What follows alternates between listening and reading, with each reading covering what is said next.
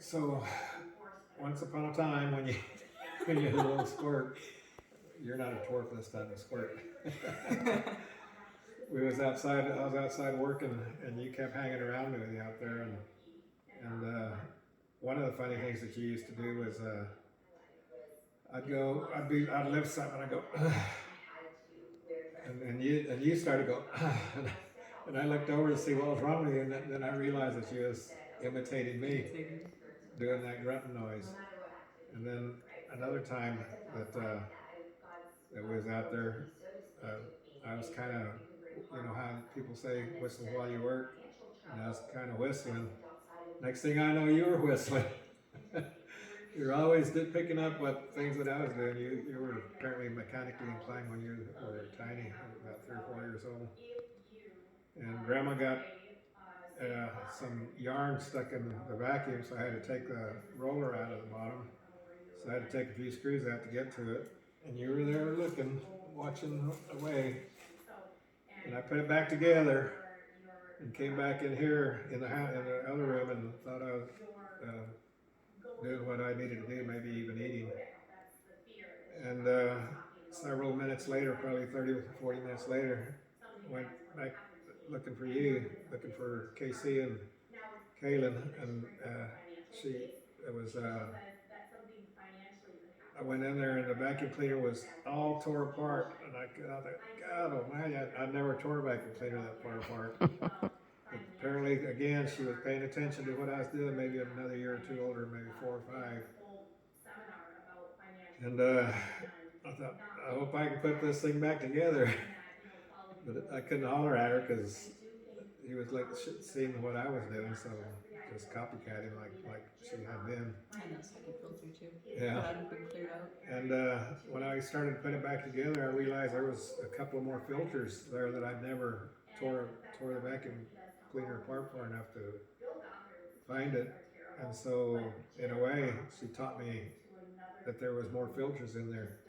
So not only was that, it wasn't a complete mess, it was a little bit of a learning lesson for me that she accidentally taught me. And then not too long after that, she goes quiet again, and we went and looked to see what she's doing. And she had my walkie-talkies out of that hard case plastic that I had trouble getting them out of on another set that I had. And they were brand new. Many years ago. And it was a brand new set in that hard plastic that's hard. You almost have to have I always used a razor blade knife to get them out. But somehow got them out. Supergirl, superhuman. And then another time we was, Grandma and I don't know what we were doing, but she comes in with $50 and $100 bills in her hand, and said, "Where'd you get that?" "Over there in your pants." "Well, that's mine." I said, "What are you doing getting into that? Don't be doing that." And she might have been 4 or 5, 6 years old right now. I doubt if she was. She's about 4. 4 or 5. But she had a lot of mechanical ability way back when. And we were, I'm going to steal this story from Grandma. We went to Flagstaff, and that's a good one. We stopped at Sizzler, and they had a beautiful picture of these ribs. And fall off the bone ribs, the poster said on the wall. So we ordered that, because KC by that time already knew what the ribs were, and that was one of the best meals that was her favorite. So we ordered that, and our ribs were tough. So we didn't want to pay $20 for some tough ribs, so we had them take it off our bill. And we had a rack, and KC had which is Kaylin, KC had a heifer rack. And the manager says, how are yours, youngster?